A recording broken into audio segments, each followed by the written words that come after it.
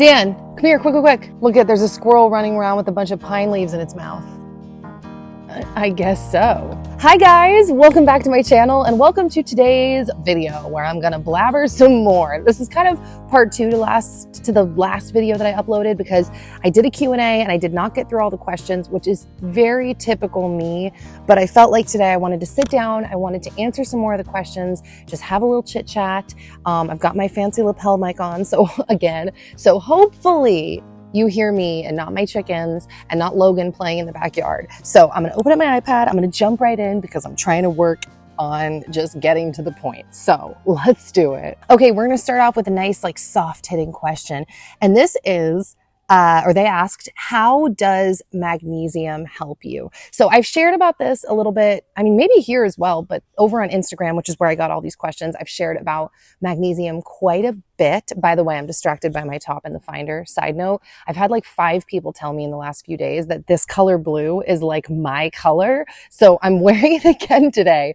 Okay, focus, Nikki. I'm like a dog that's getting distracted. Okay, so magnesium, I take a 7 magnesium blend by the company, what's it called? I'll put it on the screen right here. And it's really awesome, not only because like I mentioned, there's 7 different types of magnesium. People don't realize that there's like all different kinds, like magnesium glycinate, magnesium bicarbonate, magnesium, all the different magnesiums. And this one has 7 of them, which increases the likelihood of your body being able to absorb it. And also different magnesium types do different things. So some magnesium is like especially good for headaches. Some is really great for sleep. They just assist your body in different ways. And so by taking a form like this that has 7 different kinds, you just are more likely to see benefits. And I definitely do. So let me back up. First off, when I was pregnant, that is when I really noticed that taking magnesium made such a difference. When I was pregnant with Logan, I was not taking magnesium orally. I was just soaking in Epsom salt baths and I had like insane, and I was putting magnesium on the bottom of my feet. Just kidding. I was doing that. But I would have insane restless leg syndrome, like every night trying to go to bed. It was just like, I'm waiting to fall asleep so that that feeling of like trying to kick my legs would just go away. And this pregnancy, as long as I took the magnesium, I never had it, like ever. I know a lot of people say magnesium also really helps them with their nausea when they're pregnant. As we all know, that was not the case for me, but it made such a big difference with my muscles and my legs and this whole restless leg syndrome situation. Same thing now, though I don't really struggle with it as much when I'm not pregnant.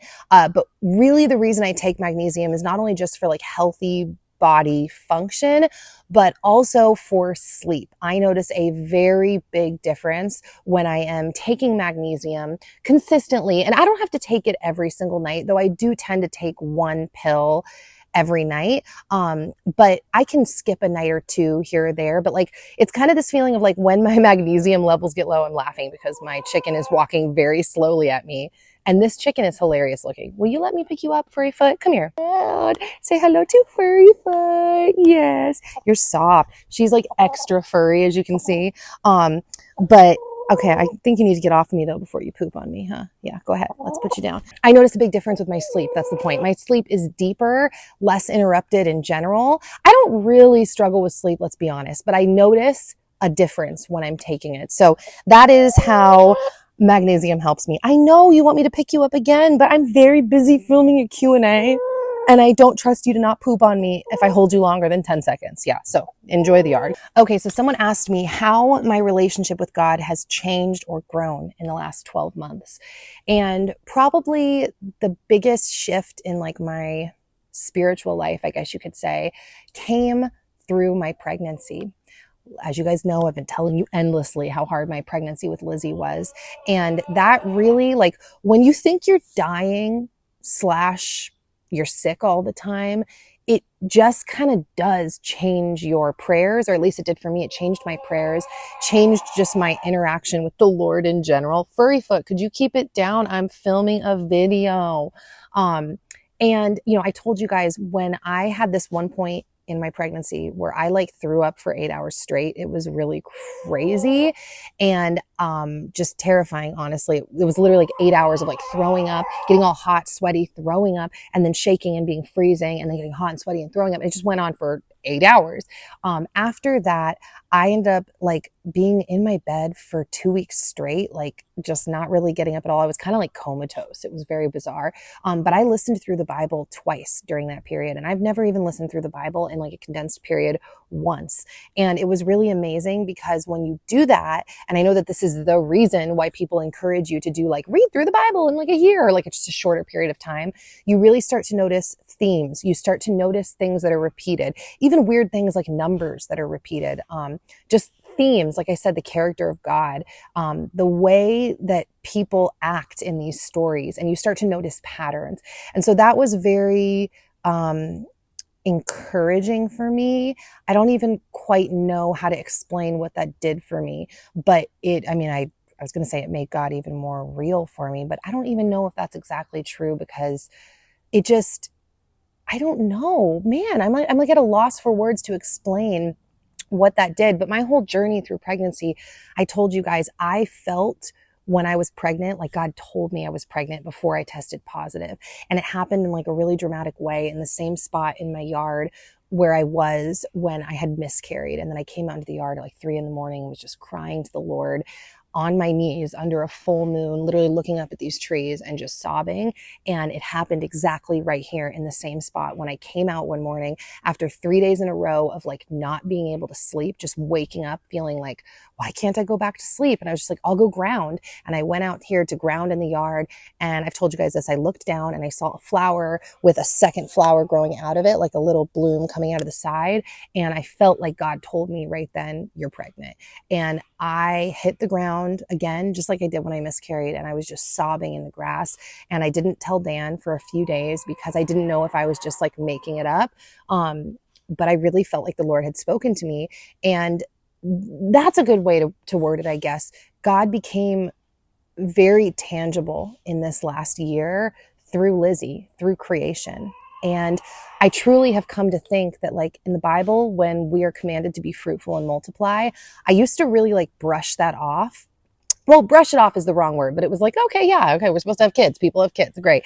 I have taken that verse now a lot more personally and a lot more seriously because of the gravity and the beauty and the seriousness that I've seen and the magic that comes from making children. I've said this before. I just put this on my X account recently, which, oh, well, we'll get back to that I feel like something that is missing dramatically in culture from the conversation about children is the magic and the joy that children bring to your life. I feel like most of what has been painted or was painted to me in the media, in life, whatever, is that kids are like a joy. I think that so many people are literally scared to have kids, and they're just thinking about the responsibility, the hardships, the trauma that you're afraid of passing on to your child, all of that, and not like, no, you're literally never going to experience more joy. And, I say that lightly in the sense of like, some people are not destined to have children. And I heard Jerry Seinfeld say something recently where he was like, I think God is really kind because I think that something happens, like you are a transformer, literally, when you have children, especially as a woman, and you experience something that you couldn't experience before and you couldn't imagine. And I think that God is kind and makes it so that you really can't know till you do it, so that if you don't do it, you aren't living your whole life in like some sad state of desperation or despair, if that's how we word it. And I really believe that because by the time I had babies, I wanted babies and I just had no idea. And once they showed up, it was like, oh my gosh, like this is what my parents meant when it was like, no, I love you more. Sorry, I just hit the mic. And, I don't know, whatever, we don't need to measure love, but it's like, wow, the love that I have for my children and just seeing God's perfect design, God's magical design, the fact that a child grew in me and came out of me is the craziest thing ever. And so I guess as I'm talking through this, that is how I would like word how my relationship with the Lord has changed, or just how I think of God, because it is the most up close and personal to real magic that I have ever experienced in my life. And, something else that I say this hesitantly because this isn't a true statement across the board. Okay. But this is something kind of occurred to me. When God says be fruitful and multiply, if you look in nature, if you are someone that gardens, then I think this will make sense to you. If it doesn't procreate, if there's no fruit coming off of a tree, no fruit coming off of a berry bush, then it's kind of like useless. Now, I'm not saying that people that don't have children are useless, like not at all. And that's why I'm hesitantly saying this. I'm saying this more to the people who are maybe thinking about having children and are kind of in the place that I was, like, meh, what's the point of duplicating my DNA? Like, when there's, I've said this before, when there's all these kids that need homes on the planet, why do I have to duplicate my DNA? And we've also talked about this, my idea around adoption and what adoption even is, and the fact that I think there's also a lot of human trafficking that goes on in the adoption world. All of that is a separate topic, but really honing in on the what's the big deal about duplicating my DNA? I get it now. And now I really think that it is like evil, Satan, that wants people to not understand or see the beauty so that they don't desire to do it themselves, because it is crazy. Duplicating, like procreating, is crazy, and just such a, God's design is so magical. And the whole thing is magical, right? Like what sex even is and how a baby is made and then how the baby comes out. Like the whole thing is a very full circle. I mean, if I wanted to be really open and honest in a hopefully non-shaming way, it's also attached partially to my worldview around birth. The fact that like a baby is created in a very intimate way. And I think birth is very intimate as well. Now that might sound very weird coming from someone who posted their birth videos online, but I don't know, man. It's just a crazy full circle moment and so beautiful. And God's design is incredible. Okay, someone said to me, thoughts on discussing the end times. Not sure if you felt led or not. So, I mean, I haven't felt led to talk about it. I mean, obviously I'm answering the question, so maybe I'm feeling led to answer the question. But the reason why I don't talk about end time stuff very much is because I don't know what I actually believe. I've realized a lot about my faith, and okay, how do I explain this? I used to have a pastor in my life, and the pastor and his wife used to say very frequently, like, it's all about the simple gospel. It's about the simple gospel. And that really used to bother me because I would be like, but it's not simple. Like once you start going down, it's like one question leads to the next question leads to the next question. Side note, I have definitely also seen that in having children, because Logan asks questions about faith, about God, about Jesus that are not simple questions. So I still kind of don't love that. But at the same time, I've kind of stepped more into that in the sense that like the farther I go down different wormholes of exploring my questions, asking questions, trying to understand things, the more I'm like, yeah, I don't know. And I don't know how much I care. And I feel like, just like in my last video, I had some things that I was like, this is going to disappoint Christians. I feel like me saying this is going to disappoint Christians, but I don't know what I think, honestly. For a long time, I think I more subscribed to this version of like, the earth is kind of going down the drain, like everything's getting worse and more horrible, and then God's going to come back and maybe we'll all be raptured. But as time has gone on, I don't even know what I think about that. There are a lot of pastors and just like Christian leaders that I really like and trust, and the way that they've kind of led me through this whole other idea of what the end times could be has made me be like, okay, like I don't know. And so because of my whole feelings of like, I don't know, it's kind of actually led me to a place of like, I don't really care. And that might be kind of weird to some of you, but I don't feel like it's really, not that it's not any of my business. And if you are in love with like studying end time stuff and you have a really specific view of it, that is great for you. And you could be totally right. But I also think about how in the Bible, they say like nobody is going to know the time or the place or the moment when Jesus is going to return. And so that alone just makes me be like, well, all right, then I'm just going to keep living my life, because the very simple commandments that we have been given as Christians to like love our neighbor as ourselves, just to love the people that we're around and to steward the gifts that we have been given properly in order to serve others and ultimately serve God, is just hard enough in and of itself. Like I am fighting my own sin nature just to try to serve God and others all the time. And that's my prayer daily, is like, Lord, please use me, use the chickens, use the gifts that you have given me to serve other people, even in this capacity. I'm hoping that in some way I am serving or encouraging you. That's something that I've mentioned before. I really like Myron Golden on YouTube. And he was talking about how like every single thing in your life is a gift from God, even your intelligence, even the ability to talk, even the ability to film, whatever, because not everybody has that ability. And it really like, he put it into focus for me, like, oh yeah, duh, like I could have a traumatic brain injury and then not be able to think clearly. Like everything is a gift from God. I really hope that the chickens aren't driving you guys insane. They are also a gift from God, but you know, there's a lot of distraction.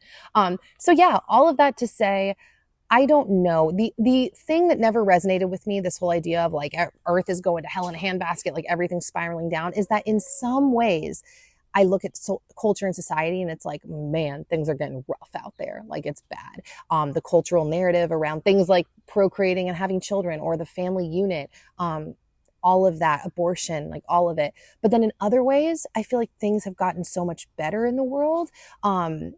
So I don't know. I mean, better is relative, right? Like we look back at things that have happened in the past and we can see them as barbaric. Were they really barbaric? You can't even think of an example, but I'm sure you know generally what I mean. Or was it more like just life changes, sin changes, and it's all sin, and sin just looks different at different times? I don't know, but specifically, you guys have probably figured it out if you've been watching me. Like, I really like Doug Wilson up in North Idaho. And he is like a post-millennialist, but he does not believe the same thing as like John MacArthur, who does believe that like everything's going to hell in a handbasket. He believes that essentially the earth is going to be transformed by the faith and that eventually every knee will bow and the whole earth is going to be converted. And I know that Jeff Durbin, like at Apologia Church down in Arizona, I don't know why Arizona is behind me and my hand motions, but down at there, he believes the same thing. And so there's just a lot of people that I respect that in the way that they translate scripture, they've come to different conclusions. And so to, I guess, land that plane, it really has brought me back to feeling like my faith is very personal and I want to keep learning and keep growing, but I want to do it in a way that I'm not like obsessing over like, what is the truth? It's like, we're going to find out. I have to believe that the Lord knows my heart and he knows that I am searching for truth and I'm trying to follow like the basic tenets that he commands us to live out. So yeah, I don't know. We'll see where we land in a few years. Dan and I are very much always trying to like search and learn. And I was about to go off on a whole separate rant about faith, but I'm going to like park the car there and go on to the next questions. So someone asked me, what homeschool style do you think that you align with? Now, this is actually, have been taking notes lately because I want to do, I think, my very first commentary video. This is kind of commentary, but you know what I mean? Like a soul commentary video. On like radical unschooling, this concept of unschooling that is currently getting trashed online.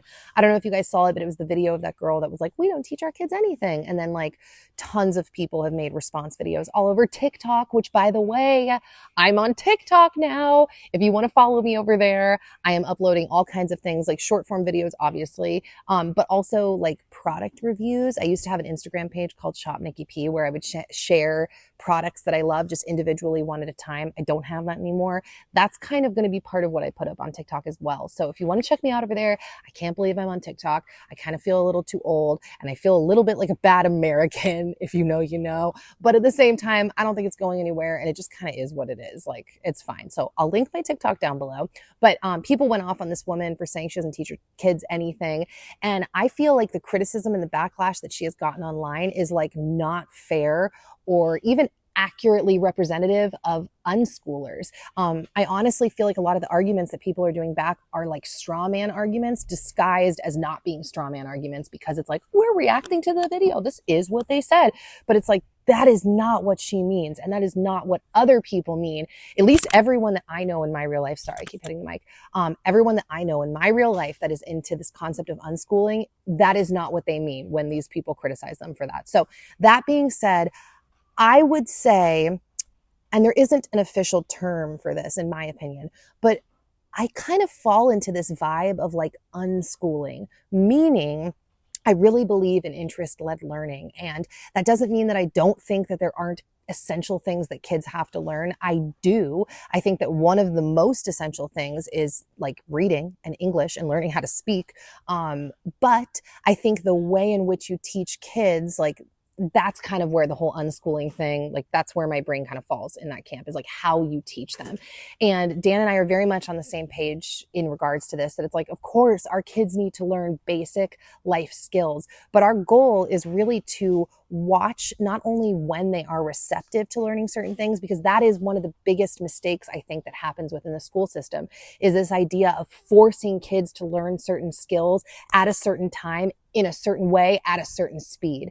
And I think that that is a huge mistake, because every kid is different. I've said this quote to you before. I just like clung onto this quote so deeply because it hit me like as such a like deep truth when I heard it, but it was a quote by John Taylor Gatto. If you haven't read his books and you are a homeschooler interested in homeschooling, read his books. I mean, I just got chills. They're phenomenal. But he basically says there's a million ways to learn something. People can learn things like in as many different ways as there are fingerprints. Like, and I'm butchering the quote now, but it's the point that really stuck into my soul. This idea that like, yes, everybody has unique fingerprints. So why can't we understand that also in the complexity of the brain, there are possibly a million different ways for someone to learn something? And so, you know, in my mind, Logan has been in school since he was born. Like we've been teaching him from the beginning. And I know a lot of people criticize that as well, as like, you know, well, they're going to get at a certain point where they need more than just your help. And I'm like, yeah, it doesn't mean I'm going to be their only teacher. And so to me, really what unschooling means, and that is the answer to the question, that is kind of the side that I'm drawn to, it just means flexibility. Flexibility with their interests, with their age, where they're at in life, where your family is at in life, and not being glued to like, this is our curriculum, this is our schedule, you will sit down right now and do this, even if you have no desire to do it. Because I also think that that's part of the problem. Like, from what I can tell, Logan is doing a really great job with reading. Now, I think part of that is his personality and his general skill set. He is definitely a very like language heavy, like just very well spoken little kid. He has a very large vocabulary. I'm just thinking about last night when he walked over to Dan and goes, Dad, I mixed purple and I don't know what color together, and it made a tertiary color. It's like, what 4-year-old says tertiary? But he heard that in a video that he likes to watch. And so we looked up the meaning. I didn't even know the meaning. It made sense once you looked it up. It basically means like a third color. It's like a third like 3, whatever.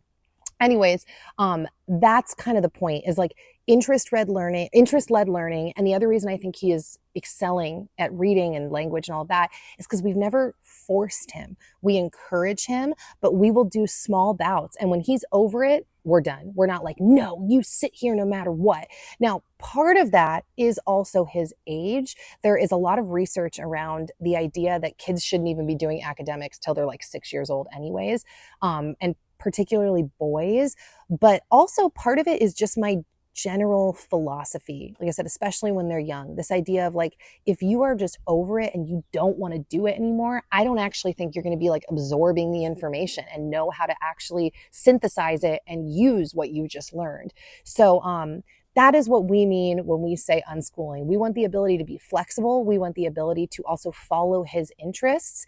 But I totally subscribe to the fact that my kids need to know how to do things that I deem to be basic things. And that really is around, like I said, language, and also, you know, mathematics. That's, you know, basic stuff at least. But that's the other thing. It's like, we're not going to hold our kids down. If we see that they have interests in things that we don't have like strength in, like, okay, that's not my strong suit. That is when we reach out. That's when we bring other people in to help with their education, whether it's coaches or tutors or classes or clubs or co-ops or whatever.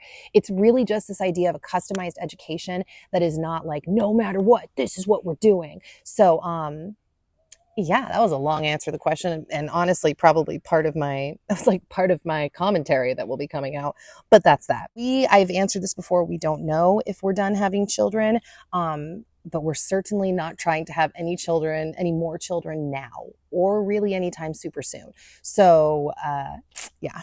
Okay, so someone asked me the difference between 1 and 2 kids, and in the last question or Q&A, and I had said that it's like surprised me because it's been a lot easier than I expected. But I feel like I want to kind of address, someone asked me the hardest part of having 2 kids. And I feel like I want to answer that too, because I don't want it to just seem like it's just all rainbows and butterflies. But at the same time, in a lot of ways, it kind of is. Like, it's been a shockingly easy transition. But I will say, here's what I'll tell you the hardest part has been for me. Well, if there's been a couple moments where they're both crying at the same time, that hasn't happened very often. That's pretty hard. I'm like, oh no, what do I do? But the other hard thing has been, there have been moments where I almost feel bad, like I'm giving Lizzie a ton of like, oh my gosh, my baby, you're so cute. And I feel like, oh, but what about Logan? Like, I wish I could split myself in half and give them both all the same attention, like at the same time. So maybe that's kind of lame sounding. Is that really that hard? I don't know. But I do feel that sometimes, like, oh, sorry if you feel left out from this moment, Logan, or like, I love you too, you're so cute as well, but this is a baby. So like, you're over the top, like, oh, my baby. So yeah, that is hard. And I would imagine that that's probably a hardship for every parent, like figuring out in like a bigger way once they grow up, like how you divide your time and not making one child, even though I know you can't make someone feel a certain way, but in your, in your actions, not making someone, I don't know how to find the words for that, feel like left out or less important or, not as special and loved. The love like only increased, just like everyone said. It's not like I have less love now for Logan. It's like, there's only so much love to go around, but it is that feeling of like, oh, I hope you don't feel like rejected right now as I'm like in your sister's face, freaking out about how cute she is. So yeah, that's kind of been hard. Okay, someone asked me, any tips for not tearing during birth and going into labor with peace and not fear? Okay, so first off, tearing. If you had asked me, well, people have asked me after Logan, I would have said to do perennial massages or perineum. That's the word, perineum, right? Massages, not perennial. I think perennial is a plant that lasts all year. Perineum, I think that's it. And that's where like you put an oil, like a coconut oil or an olive oil, and you literally like stretch the skin down there. I would have said that, which maybe I would still say that. But the second time around, I didn't do any of that and I did not tear. And I don't know if it's because I was prepared from the first time I had a baby or what, but I would say perineum massages. Now, the other thing I would say is finding any way possible to relax. Do you guys remember how I was talking earlier in the video about how like birth is essentially the culmination of sex? Like it's all kind of holding hands. To enjoy sex, you have to be relaxed. And I truly think the same thing is a part of birth. You have to try to be relaxed. Now, I know that can be hard. Believe me, if you guys saw my videos, you know that I freak out, I get loud. I was scared. I was very scared. But you almost have to just say, well, it doesn't matter that I feel that way. I'm going to try to be relaxed. Now, the way that people relax, it's different for everyone, right? For me, there's a fly. Information is like power and is a big part of that. And so I did a ton of research going into birth so that I could know both times, even though I'd already done it once, I did a ton of research the second time as well, so that I could, know what my body was doing, have a good idea of what to expect. I watched lots of birth videos. I watched like anatomical explanations from doctors on birth and what happens and from midwives. And I learned how to measure my own fundal height when I was pregnant. And I decided the second time around, I was like, I'm not going to be scared of my own vagina. Like when I was giving birth to Logan, I like didn't even want to touch myself. And my midwife at one point was like, can I help you? And she just like stuck her hand down there and like moved my vagina lip over a little bit. And then he came popping out. And I was like, that is so ridiculous, which I forgot to mention that in our birth story with Lizzie. I totally did that to myself this time around. And I never mentioned that like when she came flying out, it is because I reached down and I like pulled my vagina apart, just like my midwife did the first time, and she came flying out. And so like I tried to mentally get prepared of like, I'm not going to be scared of touching my own body.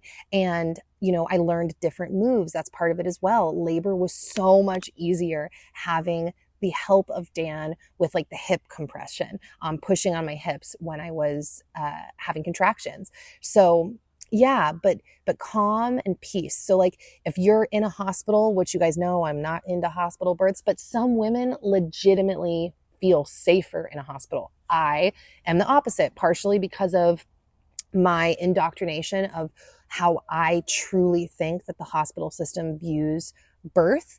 And I truly think there can be a lot of, what is the word? I can't think of the word. Basically just thinking something is wrong when it isn't. And I'm really annoyed that I can't remember the actual word right now. So I was so indoctrinated into believing like that is not the place to birth that I would have felt less safe there. But if you feel more safe there, try to transform your birth space. I've heard that people have said that they could bring like twinkle lights to the hospital or essential oils or like a bouncy, the birth ball to work on. Try to do whatever you can. Their birth affirmation cards. I looked at a birth affirmation card every day leading up to my pregnancy in the last 2 weeks. I would pick a new one in the morning, and all throughout the day, I would like look at it and meditate on it and pray, and also just think of those cards. I will link the birth cards that I use down below, by the way. It's a friend of mine that developed these cards, and they're Christian birth cards, but they're absolutely beautiful and so encouraging and full of what I deem to be truth. So relaxing. I know you said how, but that's what I would do. Do your research, try to create a relaxing environment, work with your husband to learn ahead of time what you will need from him in terms of like support in the birth, whether it's drinks, food, physical movement, like the hip compression, which I can't recommend enough. Water birth, that's something that you could consider. I've heard people say that you are much less likely to tear when you are birthing in water. I loved birthing in water. If God gives us another baby down the line, 100, if it's possible, that is what I'm going to be doing again, because it was as amazing as I hoped it would be and thought it would be. So yeah. Oh, the other thing is, if you have that bodily control, don't let yourself have the baby too fast. Like I noticed both times there was part of me that was holding back because I didn't want to tear my vag. And I think that was actually smart because I was kind of controlling the speed at which baby came out versus just like, and getting her out of me or Logan out of me. And I think that was part of it as well. That's something that my first midwife had speculated, that me holding back might have been part of why I didn't tear, because I was essentially slow motion stretching as Logan was coming out of me. So yeah. Someone asked, what kind of plants do you have indoors? Looking for some that are super easy to care for. And that is very easy.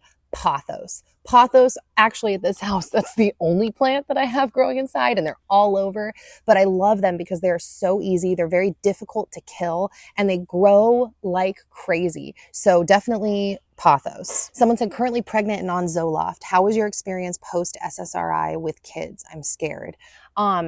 Great. I don't fully know how to, man, I was just talking to my mom about this last night. I am very glad to be off of antidepressants, and I feel like it has been fine. Now, I will say this, here's my opinion.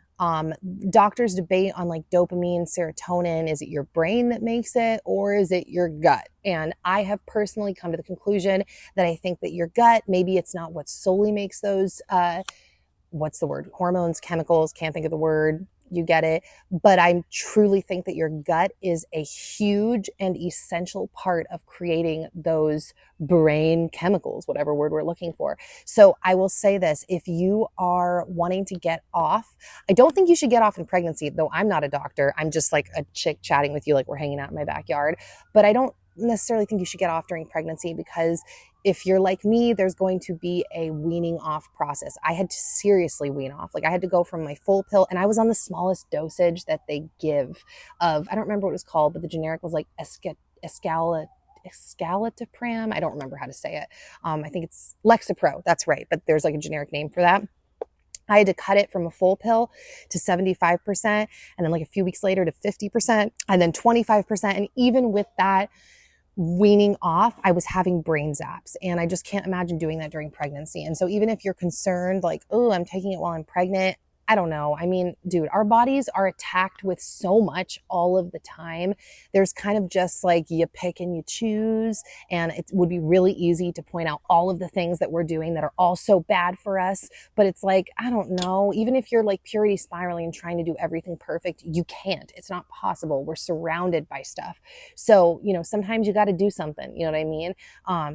But I would say all the stuff about nutrition is, if you're going to wean off afterwards, and you really want to, I think just that desire and that drive of really wanting to will assist you in the process of coming off and feeling okay.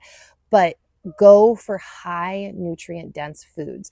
Also, if you want to, you could look into something called the GAPS diet, not even necessarily to follow it, although you could, but just to hear the perspective of what a diet looks like from someone who is claiming that it will help your psychology, because that is what, well, GAP stands for gut and physiology syndrome or gut and psychology syndrome. It's like both, because your gut affects your physiology, but in this worldview, it also affects your psychology.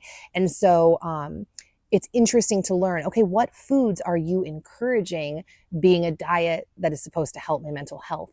And, at the very least, trying to include more of those foods, trying to cut out some of the things that you notice they say are not good for you. Kind of just depends where you land and how extreme you want to go. But yeah, I would recommend just seriously focusing on nutrient dense foods. And when you have your baby too, really trying to keep that up. I think that moms so often don't prioritize nutrition because they feel like they can't. They feel like they're too busy, they're stretched too thin. But my response to that is you just need to knock it up on the priority list. I think that moms who don't feed themselves well, it is truly because they have knocked it down the list in terms of priority. Well, I'm so busy and this and that, and I have to do this and I have to do that. And it's like, okay, I don't think you're realizing how important it is for you to be eating well. And it takes a lot of work, a lot of effort. I spoke about this briefly, and I feel like I did a horrible job of actually making the point, but I spoke about this briefly in a day in my life video, that I think we've been fooled as in society, like as a society, into thinking that like food should be easy and it should be fast and it shouldn't take that much time and it shouldn't cost that much money.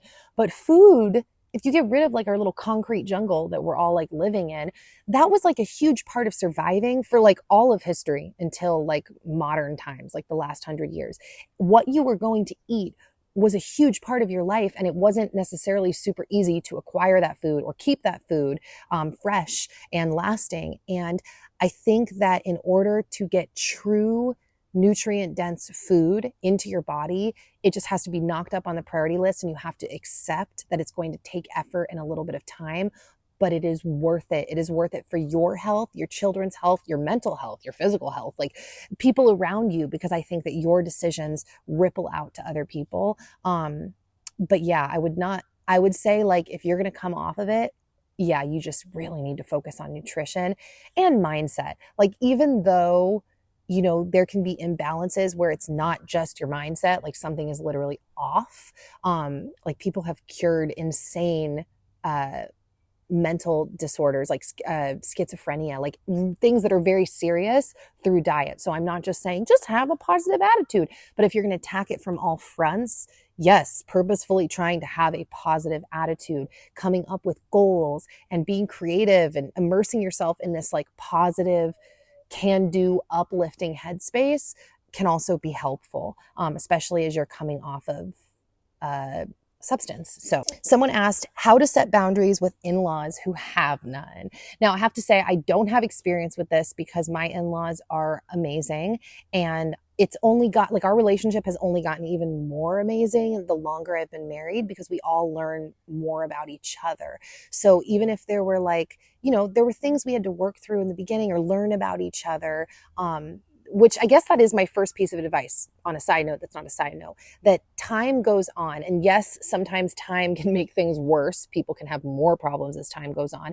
But I think that the opposite can be true. If you're both just like relatively good people striving to be in relationship, things can get better as you learn more about each other. And, pray about it. If you're a believer, pray for your in-laws and pray for the wisdom to navigate that relationship. But flashback to my Ask Nikki P days, I would say on top of those things, one of two things: either being honest with them and saying the truth to them in like a really nice way if they're asking to come over and you don't want them to, or they show up unexpectedly, or they say something that's inappropriate and you don't like. You can say like, I actually don't really want to hear that, or I don't appreciate that and I don't agree with you, but thank you. You can be really nice, and it can actually kind of startle people sometimes if you're just like straight up front, but you don't do it with an attitude. It can get the message across, but then if they really sit with it, it's like, oh, well, I mean, she wasn't being mean about it. And if they're a little startled and you're being nice, that's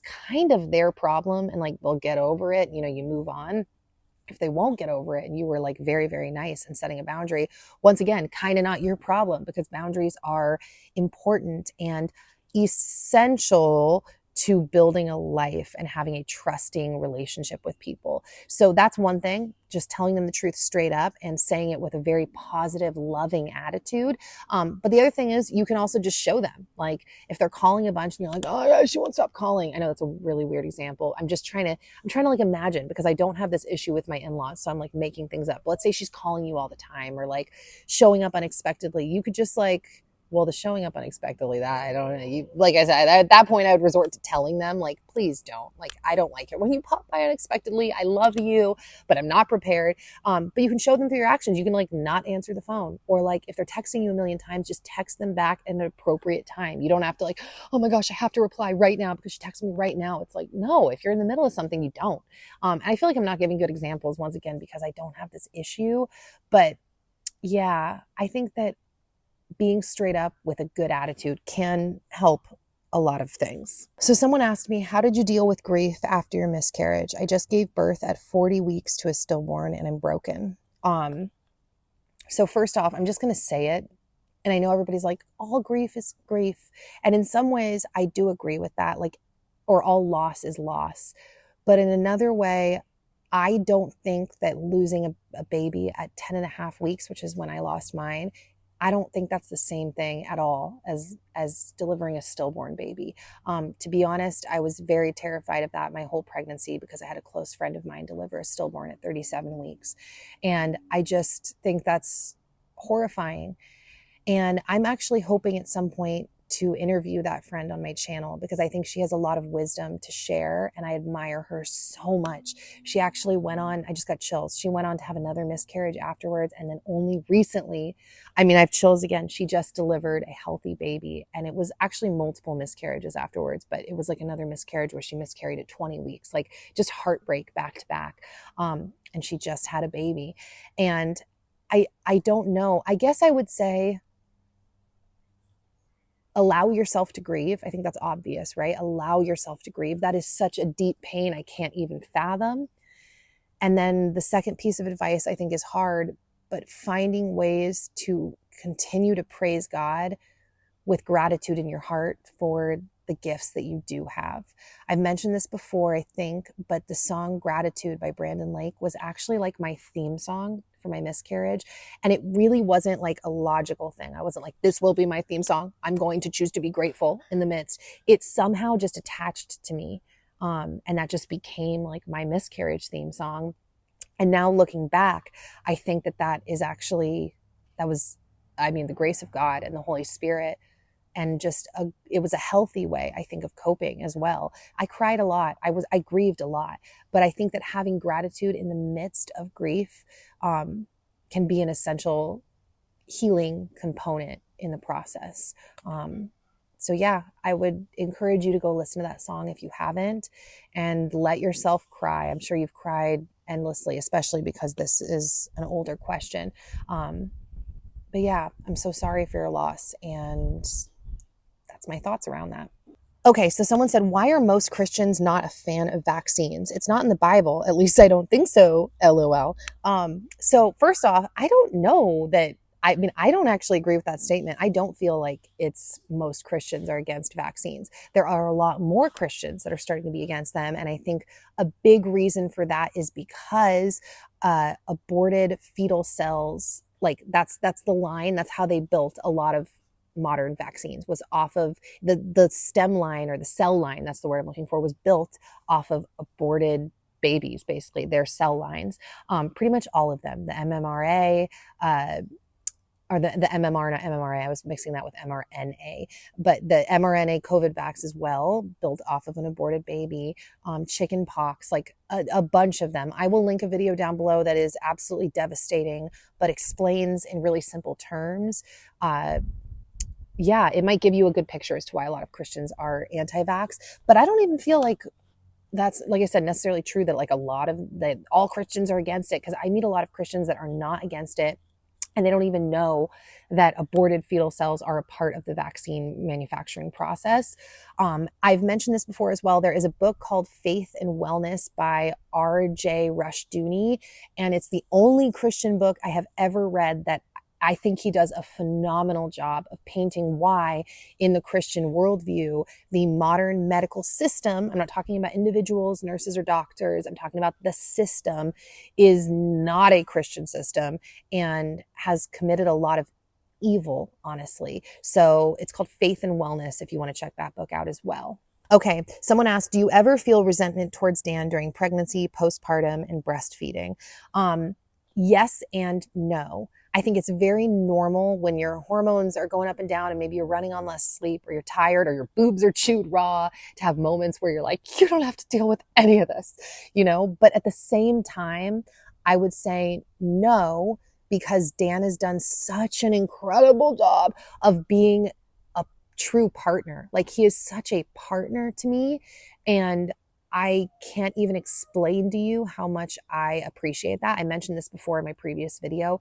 Dan had to do a lot more the first time around, like with Logan, than he's had to do now, because I was learning how to make milk from my boobs and just all of the things, the diaper changes. And also, Logan was a little bit more difficult, just in the sense that he was more high energy, like straight from birth, a little more fussy. I didn't know what I was doing. And so, yeah, just a little more difficult. But also this time around, I guess I already said that. We both kind of know what we're doing more. And yeah, so I would say yes and no. I feel like life is a mix of emotions, right? Like in so many times, and in my logical brain, like, no, I haven't felt that towards Dan, but I have had moments. Like, there was a moment the other night at 3:30 in the morning when Lizzie would not go back to sleep and she was having a hard time. And it got to the point where I started crying. And I just looked over at Dan all peaceful in bed and I'm like, I'm so tired. But on the flip side, we're in a very unique situation where we own our own businesses. And so the next morning, he took Lizzie out and I was able to get a nap, like right at the start of the day. Just, I can't get up. I'm so tired. He's like, I'll take her. And I went back to sleep. And so, yeah, I feel like that's not really an answer, but how do I word this? If your husband is not really acting like a partner, I want to give you a little recommendation that I got from my therapist back in the day. The therapist that I saw for like years. I loved her. She taught us something called 3 minutes.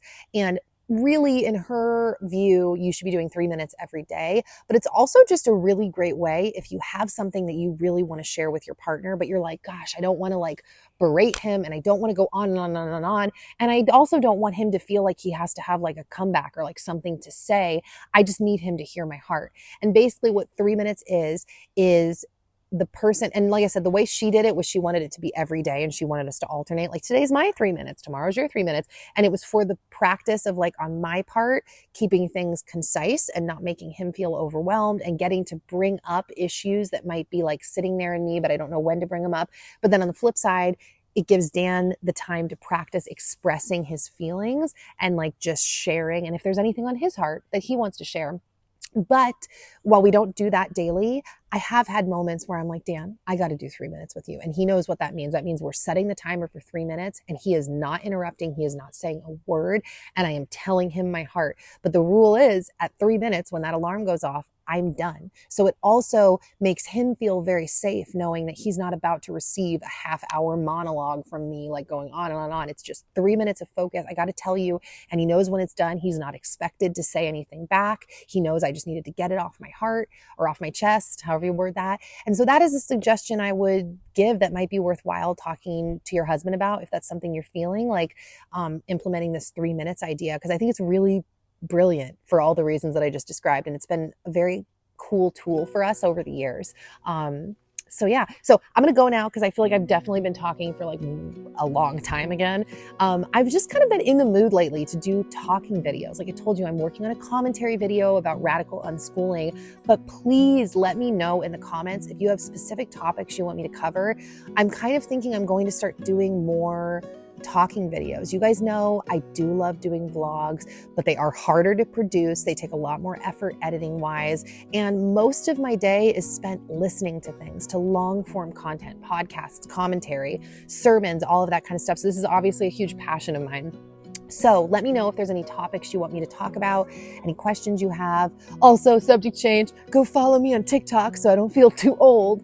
And God willing, I will see you guys back here soon with another new video. So yeah, bye.